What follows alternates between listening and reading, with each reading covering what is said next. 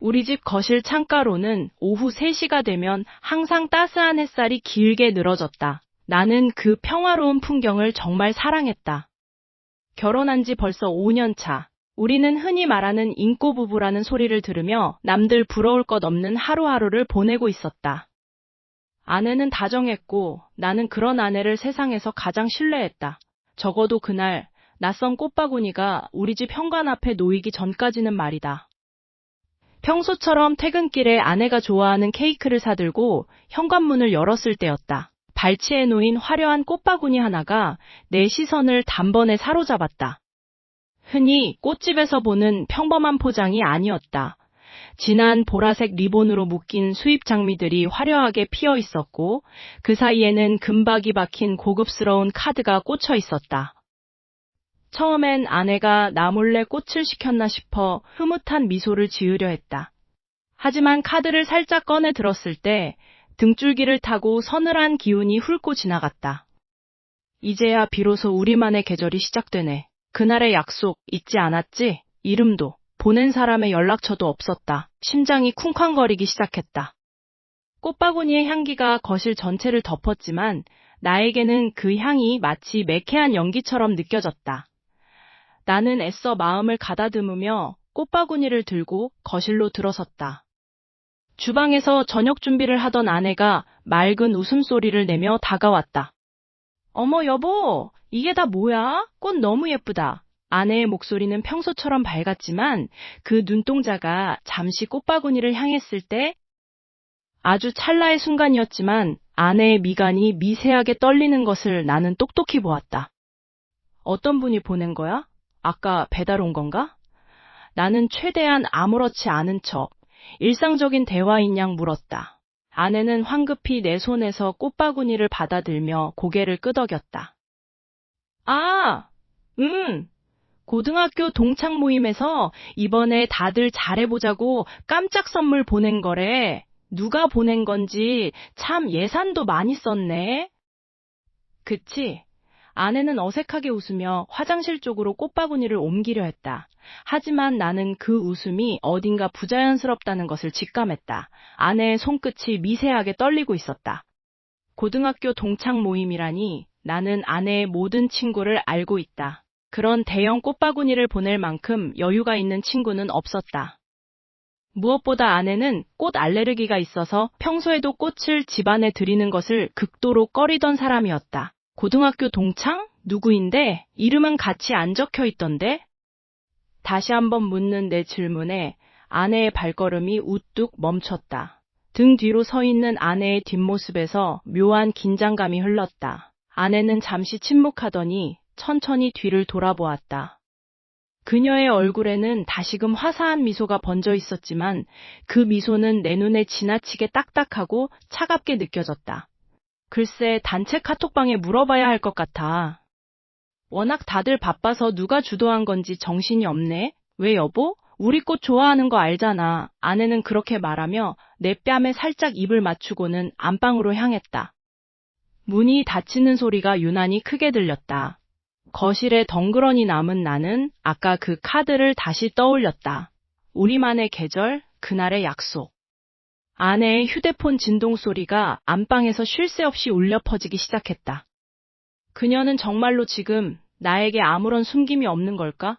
나를 바라보는 그 순수한 눈빛 뒤에 감추어진 진짜 진실은 무엇일까? 문틈 사이로 새어나오는 아내의 낮고 차분한 통화 소리에 나는 숨조차 쉬지 못한 채 굳어버렸다. 그녀는 지금 누구와 어떤 비밀을 공유하고 있는 것일까? 꽃바구니 사건 이후 평온했던 우리 집 공기에는 미세한 균열이 생기기 시작했다. 아내는 평소처럼 웃으며 아침을 차려주었지만 그 웃음 뒤에 숨겨진 묘한 긴장감을 나는 애써 모른 척했다.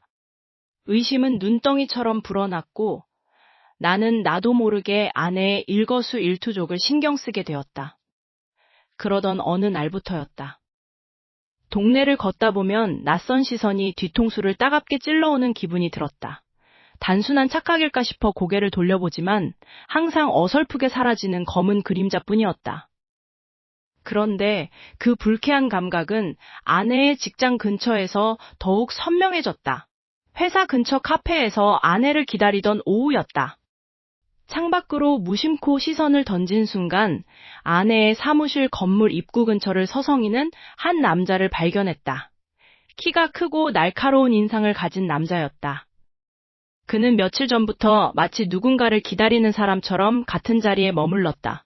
그는 결코 우연히 그 자리에 있는 사람이 아니었다. 아내가 점심시간에 맞춰 건물 밖으로 나오자 기다렸다는 듯 남자가 자연스럽게 아내에게 다가갔다. 멀리서 봐도 그들의 대화는 낯선 사람 사이의 것이 아니었다. 아내의 표정이 당황스러움에서 차츰 익숙함으로 변해가는 모습을 지켜보는 것은 내게 고통스러운 고문과도 같았다. 도대체 누구일까? 혹시 예전에 알던 동창인가? 아니면 단순히 업무적인 협력 관계인 걸까? 의문은 꼬리에 꼬리를 물고 내 머릿속을 헤집어 놓았다. 남자는 마치 이 구역의 주인이라도 되는 양 여유롭게 웃으며 아내의 팔을 가볍게 건드렸다. 아내는 주변을 잠시 살피더니 남자가 이끄는 대로 근처 카페 테라스 구석 자리에 앉았다. 나는 심장이 터질 것 같은 통증을 억누르며 멀찍이 떨어진 곳에서 그들의 움직임을 하나하나 기록하듯 지켜보았다. 내 아내의 얼굴에 내가 알지 못하는 아주 사적이고 은밀한 표정이 번지고 있었다. 그 남자가 무언가 말을 건네자 아내는 곤란하다는 듯 미소 지으면서도 그 자리를 피하지 않았다. 점점 참을 수 없는 분노가 치밀어 올랐다. 나는 남편이다. 저 남자가 도대체 무슨 자격으로 내 아내 곁에서 저렇게 친밀하게 구는 거지? 나는 본능적으로 그들에게 다가가야 한다고 생각했다. 더 이상 멀리서 지켜보기만 하는 바보 같은 짓은 그만두기로 했다. 나는 묵직한 발걸음을 옮겨 카페 안으로 들어섰다. 내 발소리는 아스팔트 위를 구르는 빗소리처럼 차갑게 내려앉았다. 카페의 공기는 유난히 무겁고 건조했다. 나는 일부러 그들의 테이블 바로 옆을 지나가며 눈길을 던졌다. 바로 그 순간이었다. 남자가 고개를 살짝 숙여 아내의 귓가에 무언가 아주 낮고 아주 은밀한 내용을 속삭이고 있었다. 그 찰나의 순간, 남자는 고개를 돌려 마치 나를 기다리고 있었다는 듯이 아주 천천히 내 쪽을 바라보았다. 그의 눈빛은 흔들림이 없었다. 오히려 너도 여기까지 왔느냐는 듯 오만하고 도전적인 기운이 역력했다. 그의 입가에 어린 비릿한 미소를 보는 순간 나는 얼어붙고 말았다. 그는 내 시선을 피하지 않았다. 오히려 입모양을 조금 더 크게 움직이며 마치 나를 비웃는 것처럼 보였다. 내 존재를 이미 알고 있었던 걸까? 아니, 어쩌면 그 꽃바구니를 보낸 것도 저 남자일지 모른다는 확신이 들었다. 아내는 여전히 남자의 말에 빠져 내 쪽을 전혀 눈치채지 못하고 있었다. 나는 손에 쥔 커피잔을 꽉 쥐었다. 손끝이 하얗게 질려갔다. 이제는 피할 수 없는 정면 승부의 시간이라는 것을 직감했다. 나는 천천히 그들의 테이블을 향해 한 걸음 더 내디뎠다. 어느덧 우리 집의 공기는 예전처럼 따뜻하고 편안하지 않았다. 마치 차가운 겨울바람이 창문 틈새로 쉼없이 들어오는 것처럼 집안 곳곳에는 알 수 없는 서늘함이 감돌기 시작했다. 퇴근길 현관문을 열 때마다 나는 습관적으로 아내의 신발이 가지런히 놓여 있는지 확인하게 되었다. 하지만 최근 들어 그 풍경은 점점 낯설어졌다. 아내는 늦어지기 시작했고 그녀가 돌아오는 시간은 점점 밤 12시를 넘기는 날이 잦아졌다. 오늘도 야근이야? 내가 물으면 아내는 눈을 피한 채 습관처럼 대답했다. 응, 프로젝트 때문에 바빠서 어쩔 수가 없네. 갑자기 일이 몰려서 다들 예민해. 그녀의 목소리는 평소보다 한 옥타브 높았고 말을 마친 뒤에는 어김없이 핸드폰을 가방 깊숙이 집어넣었다. 예전에는 퇴근 후 식탁에 앉아 오늘 있었던 사소한 일들을 조잘대던 사람이었다. 그런데 이제는 나와 눈을 맞추는 것조차 힘겨워 보였다. 그녀의 세심했던 눈빛은 이제 어딘가 불안하게 흔들렸고 나는 그 흔들림이 무엇을 의미하는지 어렴풋이 짐작하고 있었다. 어느 날 저녁 식탁 위에 놓인 아내의 핸드폰이 진동했다. 화면에는 김 과장이라는 이름이 떠 있었지만 내 직감은 그게 아님을 강하게 경고하고 있었다. 나는 조심스럽게 아내에게 물었다. 김 과장님은 원래 밤늦게도 연락을 하시나 봐? 나의 물음에 아내는 놀라울 정도로 날카롭게 반응했다. 왜 남의 핸드폰을 봐? 당신 요즘 왜 이래? 사람이 왜 이렇게 옹졸해졌어? 그녀의 방어적인 태도는 나를 더욱 혼란스럽게 만들었다. 거짓말은 또 다른 거짓말을 낳는다더니 그녀의 말들은 점점 앞뒤가 맞지 않기 시작했다. 어제는 회식이라고 했다가 오늘은 거래처 미팅이라고 했다. 그녀가 내뱉는 말들은 허공에서 흩어지는 연기처럼 실체가 없었다. 나는 그녀의 등을 보며 생각했다. 당신은 언제부터 이렇게 서툴고 아픈 거짓말쟁이가 되어버린 걸까? 불안함은 독버섯처럼 내 마음을 잠식했다. 나는 그녀가 잠든 뒤에도 쉽게 잠들지 못했다. 거실 소파에 앉아 멍하니 천장을 바라보다 보면 아내가 외출할 때 풍기던 낯선 향수 냄새가 거실을 가득 채우는 것 같은 환각에 시달렸다. 그 냄새는 분명 아내가 쓰지 않는 독한 남자 스킨향과 섞여 있었다. 두 장부터 내 주변을 맴돌던 그 낯선 남자의 실루엣이 이제는 거실 한복판에 서 있는 것만 같았다. 나의 의심은 확신으로 바뀌어가고 있었다. 하지만 나는 여전히 그녀의 입에서 사실을 듣고 싶었다. 아주 작은 진실이라도 좋으니 우리 사이의 균열을 메울 수 있는 솔직한 고백을 바랐던 것이다. 나는 때때로 아내의 뒤를 밟고 싶은 충동을 억누르느라 온몸의 근육이 경직되는 것을 느꼈다. 평소 세심하고 차분했던 내 성격은 온데간데 없고 예민하게 곤두선 신경만이 내 몸을 지배했다. 그날 밤도 평소와 다름없는 정적이 흐르고 있었다. 아내는 피곤하다며 먼저 침실로 들어갔고 나는 거실에 홀로 남아 불을 끄지 못한 채 앉아 있었다. 시계는 이미 새벽 2시를 가리키고 있었다. 그때였다. 침실 탁자 위에 두고 온 아내의 핸드폰이 거실까지 고요를 깨뜨리며 강렬하게 울렸다. 나는 홀린 듯 침실 문 근처로 다가갔다. 아내는 깊은 잠에 든 것 같았다. 나는 문틈 사이로 뻗어나온 핸드폰의 밝은 액정을 확인했다. 잠금 화면에 뜬 알림, 그것은 내가 알고 있던 김 과장과는 전혀 다른 이름이었다. 그리고 그 아래 적힌 메시지는 내 심장을 날카로운 칼로 찌르는 듯했다. 자기야, 오늘 밤은 정말 좋았어. 남편 눈치 보느라 고생했어. 내일은 좀 더 일찍 볼 수 있지? 아내는 화장실로 들어갔고 곧이어 물소리가 들렸다. 나는 침대 가장자리에 걸터 앉아 그녀가 두고 간 스마트폰을 가만히 내려다보았다. 화면은 꺼져 있었지만 조금 전까지 그녀의 손가락이 바쁘게 움직이던 잔상이 그대로 남아있는 것만 같았다. 심장이 거세게 뛰기 시작했다. 평소라면 절대로 하지 않았을 행동이었지만 최근 몇 주간 나를 짓눌러온 그 숨막히는 의구심을 더 이상 모른 척할 수 없었다. 손을 뻗어 아내의 폰을 집어들었다. 다행히 비밀번호는 예전 그대로였다. 손가락이 파르르 떨렸다. 메신저 앱을 열고 최근 대화 목록을 빠르게 내려갔다. 이름도 저장되지 않은 채 그저 마침표 하나로 표시된 대화방이 눈에 들어왔다. 망설임 없이 그 방을 눌렀다. 화면에 가득 찬 글자들을 보는 순간 머릿속이 하얘졌다. 오늘 입은 옷 잘 어울리더라. 멀리서 봐도 한눈에 알아봤어. 어머, 정말요? 부끄럽게 왜 그래요? 다음엔 미리 말하고 와요. 보고 싶어서 참을 수가 있어야지. 내일은 언제 시간 돼? 잠깐이라도 보고 싶은데. 글쎄요, 남편 눈치도 좀 보이고. 이따가 상황 봐서 연락할게요. 글자 하나하나가 송곳이 되어 내 눈을 찔렀다. 아내의 다정한 말투, 그리고 상대방의 뻔뻔하고도 노골적인 호감 표현들. 하지만 대화를 더 위로 올려 끝까지 읽어내려가도 두 사람이 선을 넘었다는 확실한 물증은 보이지 않았다. 그저 끊임없는 밀당과 간지러운 대화, 서로를 향한 가벼운 추파들 뿐이었다.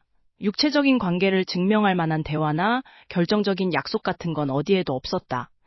이게 전부인가? 허탈함과 분노가 동시에 밀려왔다. 분명히 비정상적인 관계였고 나를 기만하는 행위였지만 이것만으로는 완벽한 불륜의 증거라고 몰아붙이기에는 애매했다. 만약 지금 이 폰을 들고 아내에게 따져 묻는다면 그녀는 100% 그냥 아는 사람과 장난친 것뿐이다. 외로워서 말상대만 한 거다라며 뻔뻔하게 발뺌할 게 뻔했다.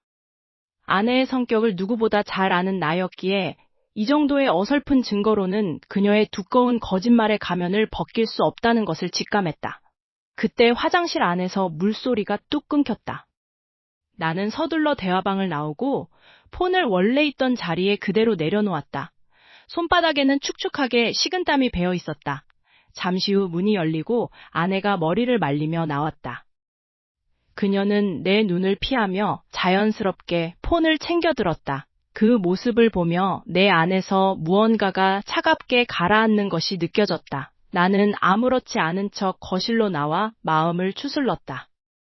지금 필요한 건 감정적인 폭발이 아니라 아내가 절대로 빠져나갈 수 없는 확실한 한 방이었다.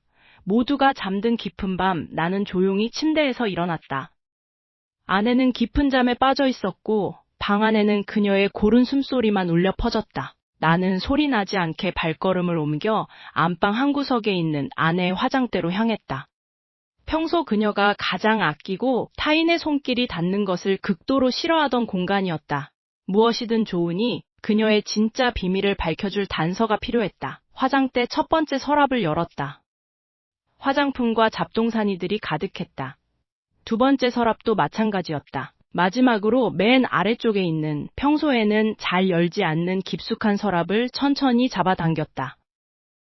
그 안에는 철진한 안경집과 쓰지 않는 파우치들이 어지럽게 널려 있었다. 손을 깊숙이 집어넣어 구석진 곳을 더듬던 순간 딱딱하고 차가운 금속의 감촉이 손끝에 걸렸다. 조심스럽게 그것을 꺼내들었다. 파우치 가장 안쪽 비밀스러운 공간에 숨겨져 있던 것은 다름 아닌 낡은 벨벳 주머니였다.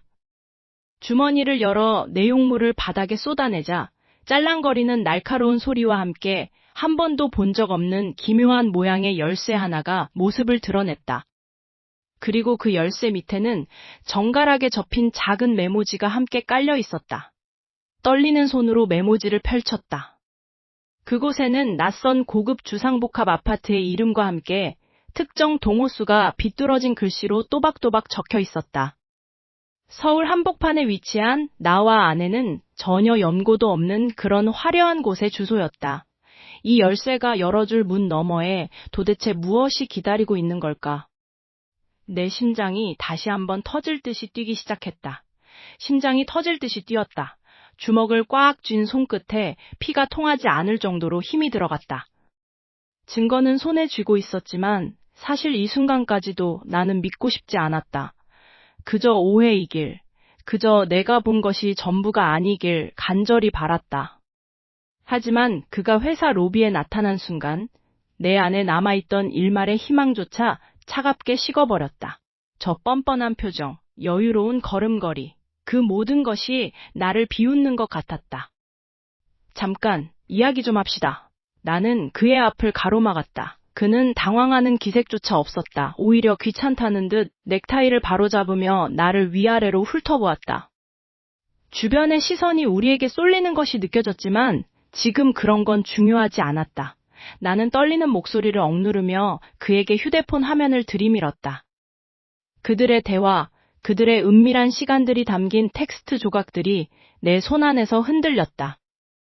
이게 다 뭡니까? 당신, 내 아내랑 무슨 사이예요?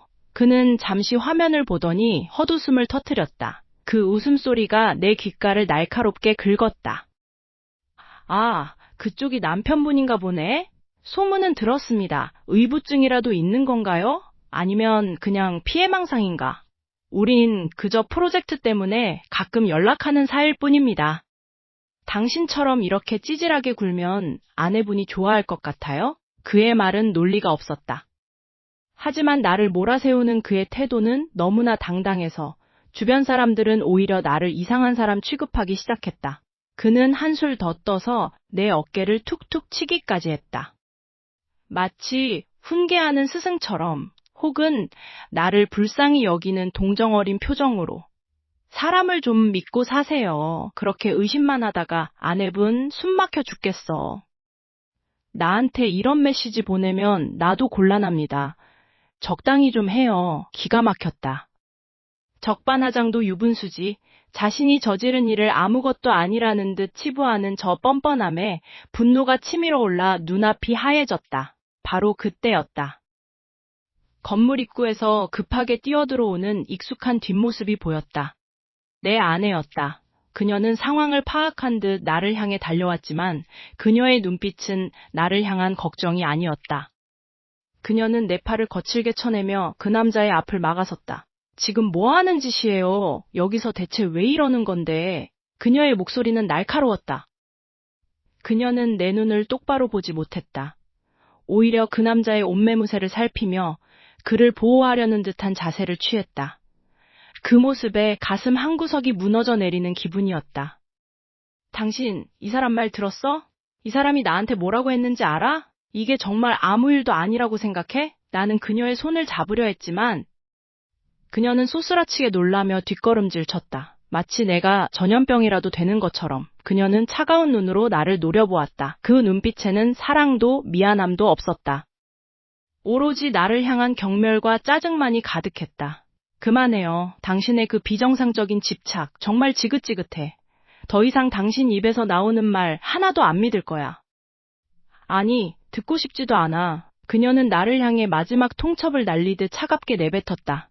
그녀의 뒤에서 그 남자는 승리한 듯한 미소를 지으며 나를 바라보고 있었다. 우리 가요. 이런 사람하고 더 이상 말 섞을 필요 없어요. 그녀는 뒤도 돌아보지 않고 그의 팔을 꿰찼다. 나는 그 자리에 얼어붙은 채 서 있을 수밖에 없었다. 두 사람이 점점 멀어지는 모습을 보며 나는 비참함이라는 감정이 사람을 얼마나 무력하게 만드는지 뼈저리게 느꼈다. 그들이 회사 문을 나서는 순간까지 나는 단 한마디도 더 내뱉지 못했다. 내 삶의 전부였던 그녀가 나를 등지고 타인의 품으로 완전히 사라지고 있었다. 아내와 그 자식의 뻔뻔한 태도에 머리끝까지 피가 솟구쳤지만 나는 애써 이성을 붙잡았다. 저들이 나를 의처증 환자로 몰아세우며 비웃는 동안 내가 할 수 있는 일은 단 하나뿐이었다. 확실하고도 반박 불가능한 증거를 잡는 것. 나는 곧바로 흥신소를 찾아가 사설탐정에게 그놈의 뒷조사를 의뢰했다. 돈은 얼마가 들든 상관없었다. 내 가정을 흔들고 나를 바보로 만든 그 대가를 반드시 치르게 하겠다는 일념뿐이었다. 며칠 뒤 늦은 밤에 탐정으로부터 연락이 왔다. 한적한 카페 구석에서 만난 탐정은 묵직한 서류 봉투 하나를 내밀었다. 그의 표정은 생각보다 어두웠다.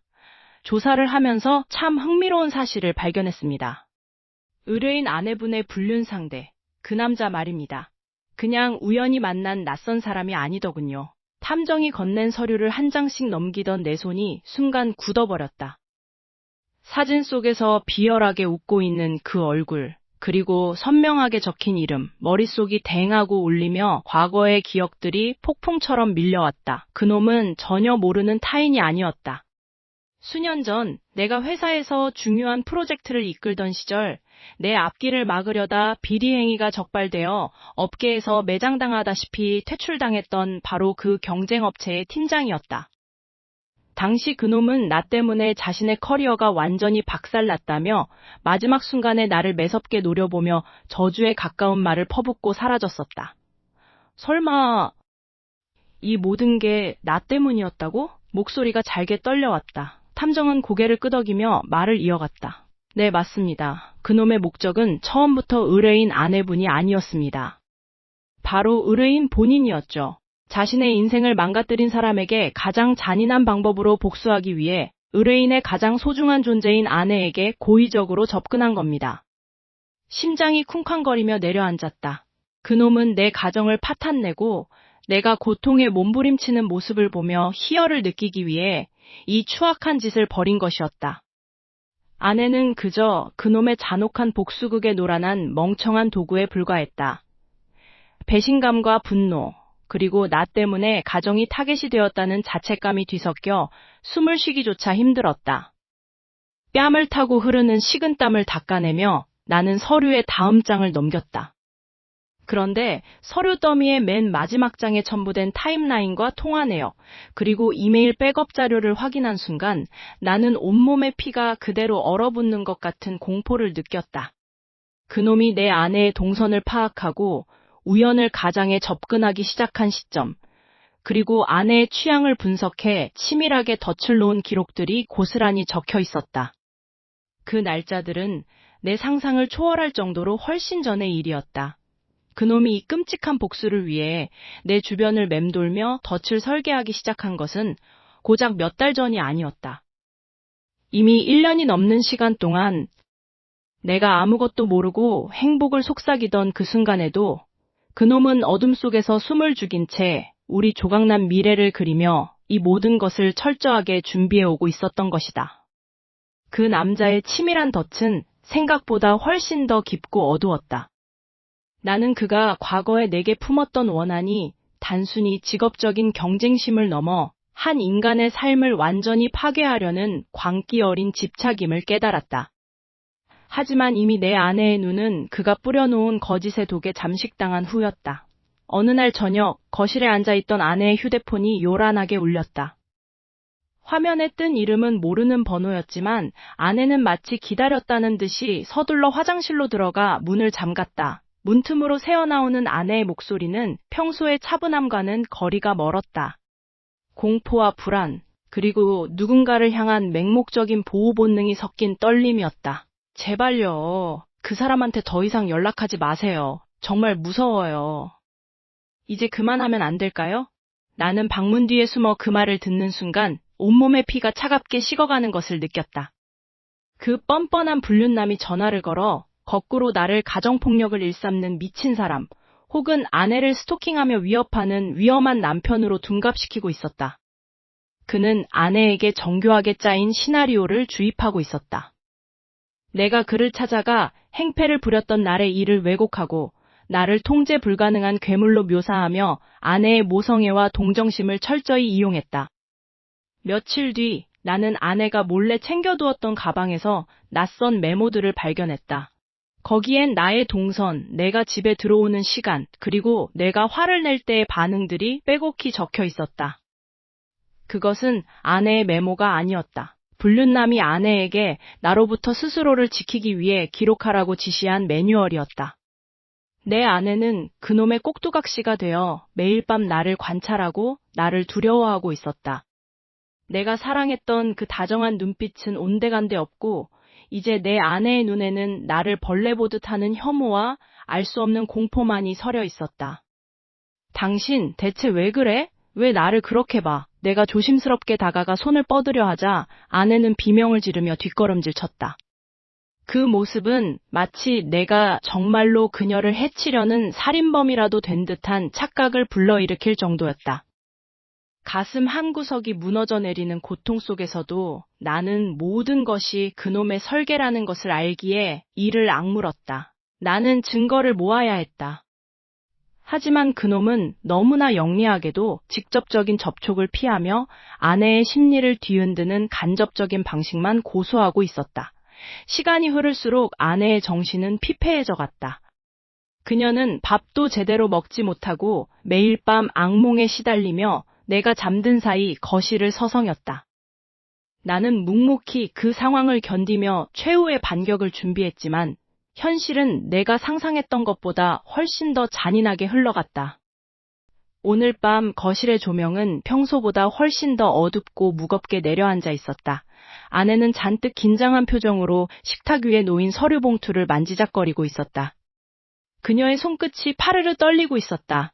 나는 무슨 일이냐고 물으려 입을 열었지만 아내는 대답 대신 내 쪽으로 서류 봉투를 밀어버렸다.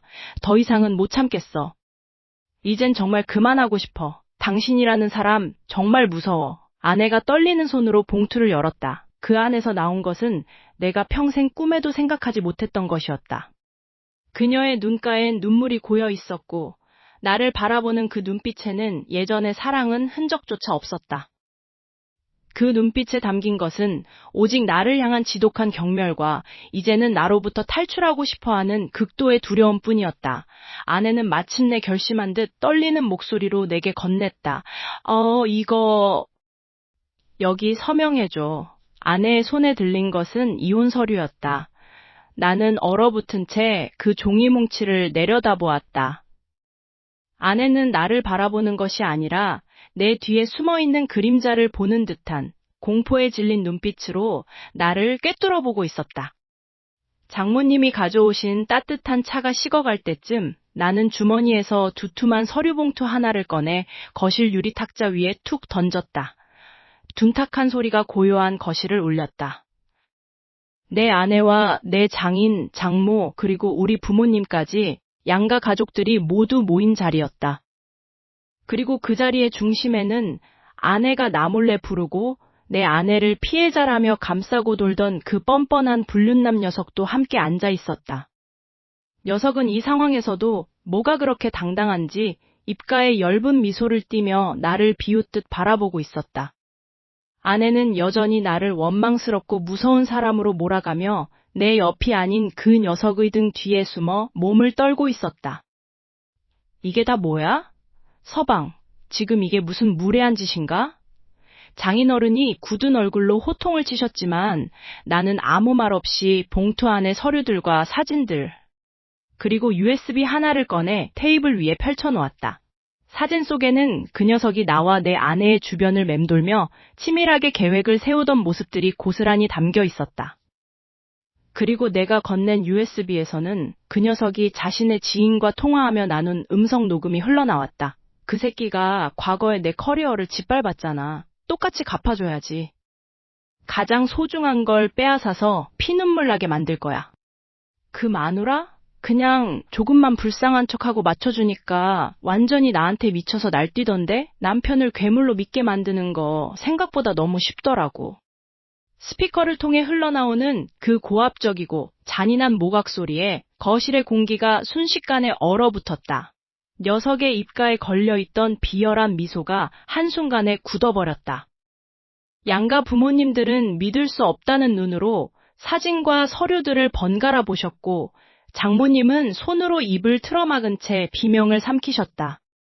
내가 철저하게 조사한 바에 따르면 이 인간은 과거 나에게 품은 앙심을 갚기 위해 일부러 내 아내에게 접근했고 의도적으로 꽃바구니를 보내고 주변을 맴돌며 우리 부부의 신뢰를 깨뜨린 것이었다. 심지어 아내에게 내가 폭력적이고 위험한 사람인 것처럼 가스라이팅을 하며 자신을 구원자인 양 포장했던 모든 매뉴얼과 메모까지 서류에 그대로 적혀 있었다. 이게 다 무슨 소리야? 당신이 날 진짜로 사랑한 게 아니었어? 날 도와주려고 했던 게 아니라고? 아내의 목소리가 사정없이 떨려왔다. 아내는 자신이 믿었던 달콤한 로맨스가 그리고 남편을 괴물로 몰아가며 지키려 했던 그 대단한 사랑이 사실은 나를 파멸시키기 위해 짜인 철저한 복수극의 소모품에 불과했다는 잔인한 진실을 마주하게 된 것이다. 녀석은 다급하게 변명을 하려 했지만 이미 완벽한 증거들 앞에서 그의 말은 아무런 힘이 없었다. 아내의 눈에서 눈물이 주르륵 흘러내렸다.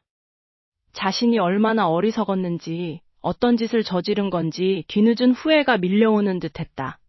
거실에는 오직 무겁고 숨막히는 침묵만이 가득 찼다. 분노와 배신감으로 가득 찬 이 끔찍한 정적 속에서 아내는 넋이 나간 표정으로 고개를 돌렸다. 그리고는 사시나무 떨듯 부르르 떨리는 손으로 옆에 앉은 그 녀석을 바라보았다가 다시 차갑게 굳어버린 내 얼굴을 바라보았다. 아내의 하얗게 질린 손가락이 공중에서 갈 곳을 잃은 채 녀석의 옷자락을 부둥켜 안아야 할지, 아니면 이제라도 내 바짓가랑이를 붙잡고 매달려야 할지 갈피를 잡지 못하고 위태롭게 흔들리고 있었다. 그놈은 결국 자신의 덫에 걸려 완전히 사라졌다. 치밀하게 짜놓았던 복수극의 끝은 비참한 파멸이었다. 경찰서 문을 나서는 그놈의 뒷모습을 보면서 나는 카타르시스를 느낄 줄 알았다. 하지만 내게 남은 것은 승리감보다는 텅 빈 허무함이었다. 폭풍우가 지나간 자리에는 건물만 덩그러니 남듯 우리 집 거실에도 침묵만이 짙게 깔렸다. 아내는 사건의 전말을 모두 듣고 나서 그 자리에 주저앉아 하염없이 울었다. 내가 증거 자료를 하나씩 내밀 때마다 그녀의 얼굴은 하얗게 질려갔고 자신이 그토록 믿었던 남자가 사실은 나를 파멸시키기 위해 자신을 이용했다는 사실을 깨달았을 때 그녀의 눈빛은 생기를 잃어버렸다. 집으로 돌아온 우리는 마치 낯선 타인처럼 거리를 두고 앉아 있다. 창밖으로 비치는 가로등 불빛이 거실 바닥을 차갑게 비춘다. 내가 정말 바보 같았어. 아내가 쥐어짜듯 내뱉은 말은 허공에서 흩어졌다. 그녀의 목소리는 너무나 작고 떨려서 차라리 들리지 않았더라면 좋았을 것 같다는 생각이 들었다. 나는 세심하게 그녀의 곁을 지키며 살았던 지난 날들을 떠올렸다.